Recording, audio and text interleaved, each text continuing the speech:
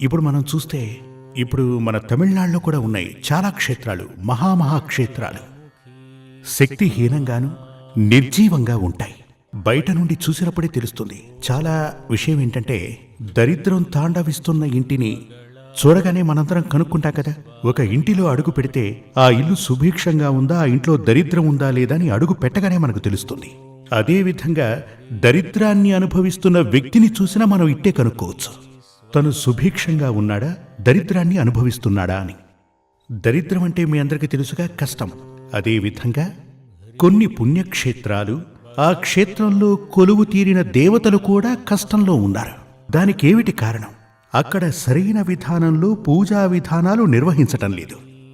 ఆ పూజలు చేస్తున్నటువంటి, అంటే ఆ దైవానికి సేవలు చేస్తున్నటువంటి పూజారి కూడా, పురోహితుడు కూడా పరమ దరిద్రాన్ని అనుభవిస్తుంటాడు. ఇప్పుడు